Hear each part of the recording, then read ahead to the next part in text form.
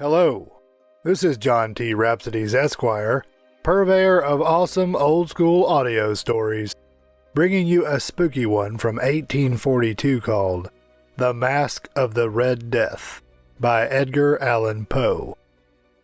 Poe walked the earth from 1809 to 1849, mostly in the northeastern United States. While listening to this eerily timely story, ask yourself whether you would have wanted to be invited to the castle, assuming, of course, you did not know the outcome. Hear the words of old. The Masque of the Red Death from 1842 by Edgar Allan Poe. The Red Death had long devastated the country. No pestilence had ever been so fatal or so hideous. Blood was its avatar and its seal, the redness and the horror of blood. There were sharp pains and sudden dizziness, and then profuse bleeding at the pores with dissolution. The scarlet stains upon the body, and especially upon the face of the victim, were the pest ban which shut him out from the aid and from the sympathy of his fellow men. And the whole seizure, progress, and termination of the disease were the incidents of merely half an hour. But the Prince Prospero was happy and dauntless and sagacious. When his dominions were half depopulated from the scourge of the disease, the prince summoned to his presence 1,000 hale and light-hearted friends from among the knights and dames of his court, and with these retired to the deep seclusion of one of his castellated abbeys, which were large castles that can also serve as a monastery or convent. This was an extensive and magnificent structure, the creation of the prince's own eccentric yet august taste. A strong and lofty wall girdled it in. This wall had gates of iron. The courtiers, having entered the castle, brought furnaces and massy hammers and welded the bolts. They resolved to leave means neither of ingress nor egress to the sudden impulses of despair or of frenzy from within. Thus all were locked inside. The abbey was amply provisioned. With such precautions the courtiers might bid defiance to contagion. The external world could take care of itself. In the meantime, it was folly to grieve or to think. The prince had provided all the appliances of pleasure. There were buffoons. There were improvisatori or comedians. There were ballet dancers. There were musicians. There was beauty, and there was wine. All these and security were within the castle. Without was the Red Death. It was towards the close of the 5th or 6th month of his seclusion, and while the pestilence raged most furiously abroad, that the Prince Prospero entertained his 1,000 friends at a masked ball of the most unusual magnificence. It was a voluptuous scene, that masquerade. But first let me tell of the rooms in which it was held. There were 7 rooms forming an imperial suite. In many palaces, however, such suites form a long and straight vista, while the folding doors slide back nearly to the walls on either hand, so that the view of the whole extent is scarcely impeded. Here the case was very different, as might have been expected from the Duke's love of the bazaar. The apartments were so irregularly disposed that the vision embraced but little more than one room at a time. There was a sharp turn at every 20 or 30 yards, and at each turn a novel and strange effect. To the right and left, in the middle of each wall, a tall and narrow Gothic window looked out upon a closed corridor which pursued the windings of the suite. These windows were of stained glass, whose color varied in accordance with the prevailing hue of the decorations of the chamber into which it opened. The first room at the eastern extremity was hung, for example, in blue, and vividly blue were its windows. The second chamber was purple in its ornaments and tapestries, and here the panes were purple. The third room was green throughout, and so were the casements or window sashes. The fourth was furnished and lighted with orange, the fifth with white, the sixth with violet. The seventh apartment was closely shrouded in black velvet tapestries that hung all over the ceiling and down the walls, falling in heavy folds upon a carpet of the same material and hue. But in this seventh chamber only, the color of the windows failed to correspond with the decorations. The panes here were scarlet, a deep blood color. Now, in no one of the 7 apartments was there any lamp or candelabrum amid the profusion of golden ornaments that lay scattered to and fro or depended from the roof. There was no light of any kind emanating from lamp or candle within the suite of chambers.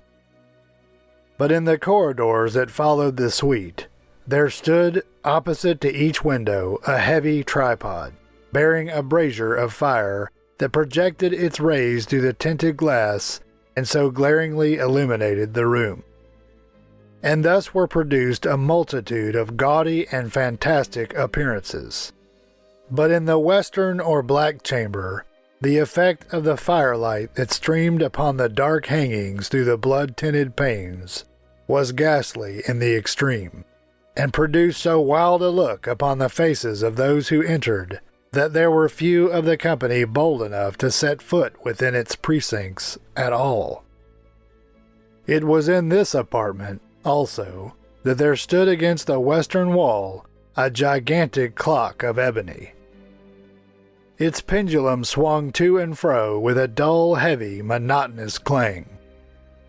And when the minute hand made the circuit of the face, and the hour was to be stricken, there came from the brazen lungs of the clock a sound which was clear and loud and deep and exceedingly musical, but of so peculiar a note and emphasis that, at each lapse of an hour, the musicians of the orchestra were constrained to pause momentarily in their performance to hearken to the sound.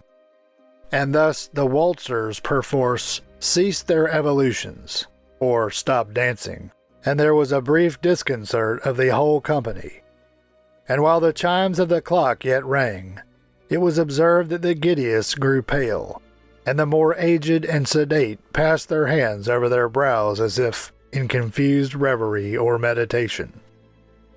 But when the echoes of the clock had fully ceased, a light laughter at once pervaded the assembly. The musicians looked at each other and smiled as if at their own nervousness and folly, and made whispering vows each to the other that the next chiming of the clock should produce in them no similar emotion. And then, after the lapse of 60 minutes, which embraced 3,600 seconds of the time that flies, there came yet another chiming of the clock, and then were the same disconcert and tremulousness and meditation as before. But, in spite of these things, it was a magnificent revel. The tastes of the Duke were peculiar. He had a fine eye for colors and effects. He disregarded the decora of mere fashion. His plans were bold and fiery, and his conceptions glowed with barbaric luster. There are some who would have thought him mad. His followers felt that he was not. It was necessary to hear and see and touch him to be sure that he was not. The prince had directed, in great part, the movable embellishments of the 7 chambers upon occasion of this great fete or party, and it was his own guiding taste which had given character to the masqueraders. Be sure they were grotesque. There were much glare and glitter and piquancy and phantasm, much of what has been since seen in Hernani, the dramatic 1830 play written by Victor Hugo. There were arabesque figures with unsuited limbs and appointments. There were delirious fancies such as the madman fashions. There were much of the beautiful, much of the wanton, much of the bizarre, something of the terrible, and not a little of that which might have excited disgust. To and fro in the 7 chambers there stalked, in fact, a multitude of dreams. And these, the dreams, writhed in and about, taking hue from the rooms, and causing the wild music of the orchestra to seem as the echo of their steps. And anon, there strikes the ebony clock which stands in the hall of the velvet. And then, for a moment, all is still and all is silent, save the voice of the clock. The dreams are stiff frozen as they stand, but the echoes of the chime die away. They have endured but an instant, and a light, half-subdued laughter floats after them as they depart. And now again the music swells, and the dreams live and writhe to and fro more merrily than ever, taking hue from the many-tinted windows through which stream the rays from the tripods. But to the chamber which lies most westwardly of the 7, there are now none of the maskers who venture, for the night is waning away, and there flows a ruddier light through the blood-colored panes, and the blackness of the sable drapery appalls, and to him whose foot falls upon the sable carpet, there comes from the near clock of ebony a muffled peal more solemnly emphatic than any which reaches their ears, who indulged in the more remote entertainments of the other apartments. But these other apartments were densely crowded, and in them beat feverishly the heart of life. And the revel went whirlingly on, until at length there commenced the sounding of midnight upon the clock. And then the music ceased, as I have told, and the evolutions of the waltzers were quieted, and there was an uneasy cessation of all things as before. But now there were 12 strokes to be sounded by the bell of the clock, and thus it happened, perhaps, that more of thought crept, with more of time, into the meditations of the thoughtful among those who revelled.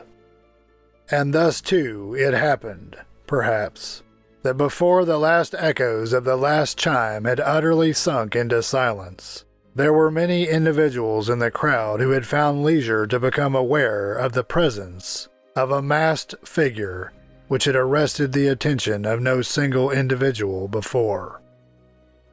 And the rumor of this new presence having spread itself whisperingly around, there arose at length from the whole company a buzz or murmur, expressive of disapprobation and surprise, then, finally, of terror, of horror, and of disgust.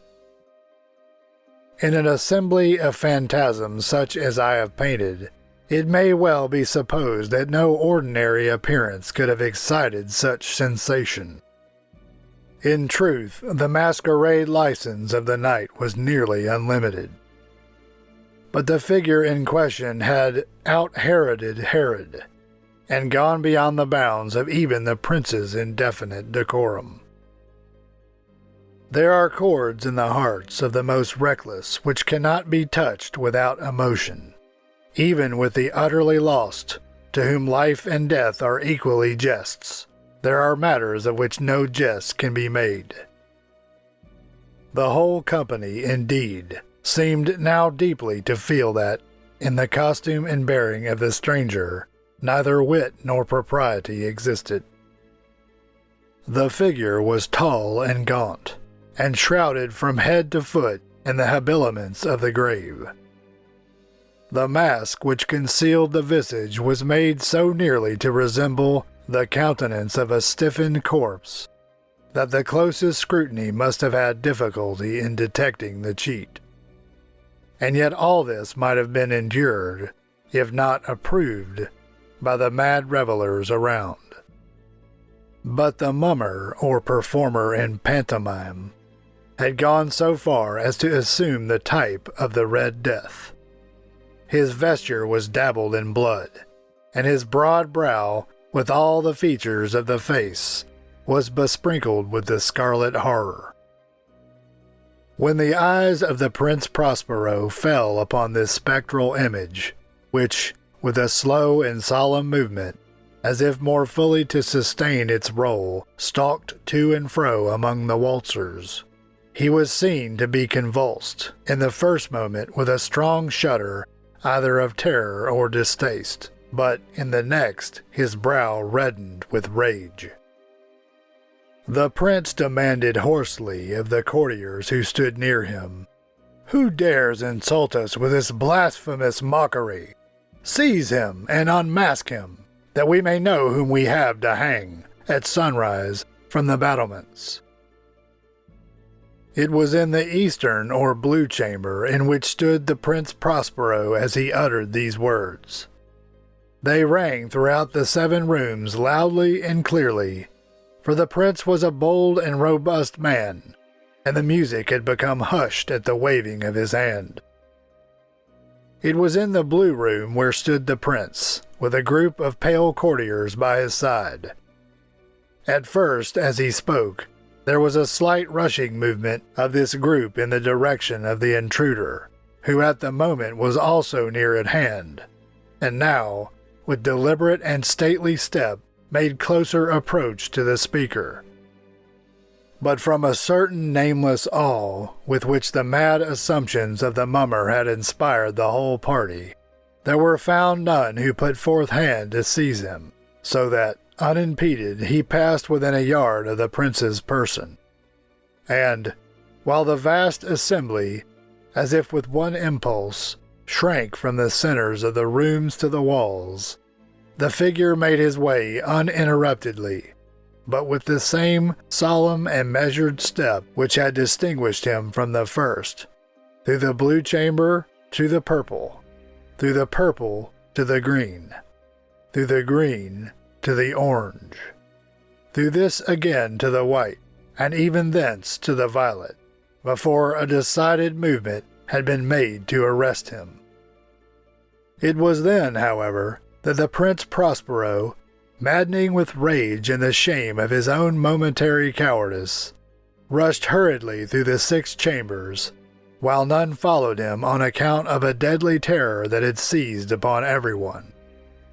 The prince bore aloft a drawn dagger, and had approached in rapid impetuosity to within 3 or 4 feet of the retreating figure, when the latter, having attained the extremity of the velvet apartment, turned suddenly and confronted the prince. There was a sharp cry, and the dagger dropped, gleaming upon the sable carpet, upon which, instantly afterwards, fell prostrate in death the Prince Prospero. Then, summoning the wild courage of despair, a throng of the revelers at once threw themselves into the black apartment, and, seizing the mummer, whose tall figure stood erect and motionless within the shadow of the ebony clock, gasped in unutterable horror at finding the grave cerements and corpse-like mask, which they handled with so violent a rudeness, untenanted by any tangible form. Thus, there was no body behind the costume. And now was acknowledged the presence of the Red Death. He had come like a thief in the night, and one by one dropped the revelers in the blood-bedewed halls of their revel, and died each in the despairing posture of his fall. And the life of the ebony clock went out with that of the last of the partygoers, and the flames of the tripods expired, and darkness and decay and the Red Death held illimitable dominion over all. And that concludes Edgar Allan Poe's 1842 story called The Masque of the Red Death. What did you decide about whether you would have liked to have received an invitation to the castle? Would you rather have taken your chances outside or in the castle? This is John T. Rhapsodes, Esquire, purveyor of awesome old-school audio stories. Thank you for listening. You can find more stories like this in the channel's Spooky and Scary Old School Audio Stories playlist. Find it by going to the channel homepage and clicking on the playlist's icon. If you enjoyed this story and would like to hear more, please help me earn the warm embrace of Mr. and Mrs. YouTubes who look with loving favor upon those channels whose listeners faithfully subscribe, like, comment, click the notification bell, and share the videos with their friends so that they too can hear the words of old.